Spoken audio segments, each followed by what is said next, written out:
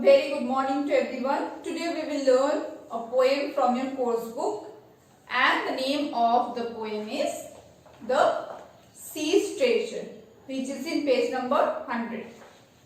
And the writer of the poem is Daphne Lister. So by the name of the poem, we can easily understand that the poem is about the sea, and treasures means what it can store. Okay, so let's start the poem. In swept the sea. You know that the sea waves are always coming towards the land with a swell and a squeeze. The swell and squeeze both are the movement of the sea wave, and the quick movement of the waves are making a circle, and it is also a very smooth movement, and it is making a quiet sound. It simmered and whispered as the sunlight is reflecting on the water. It makes a shimmering reflection, means it is glittering.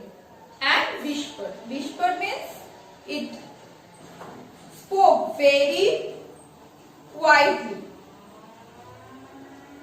And whispered means you know that when we talk by our breath, not by the voice, means in a very low voice. So what the sea is saying? That choose what you wish.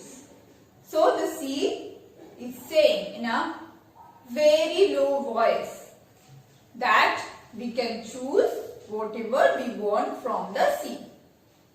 And the sea showed its treasure at the edge of the shore. Edge means where the sea and the land meets. So in this picture you can see that here the sea meets with the land, and here it stored the treasures. Shining bright pebbles and shells by the score. So what are the treasure of the sea? You can see that there are lots of bright pebbles, very colorful and very bright also. Pebbles means these small stones, and there are some shells also. See, these are the shells. So these are the treasure of the sea. Long ribbons of seaweed that shone gold and red. Seaweed means the small plants which grow under the sea water, and it makes a ribbon. And the color of these seaweeds are gold and red, and it is also shining very brightly. I will share them. I will share. The sea softly said. Again the sea is saying in a very soft voice that it will share everything, whatever it has. And one thing you have to notice that here are some inverted commas like choose what you wish, or here is another I will share them, I will share. So here by these inverted commas, the poet makes the sea seems like a person who is speaking. You know that the sea cannot speak, but here in this poem the poet has given life to the sea.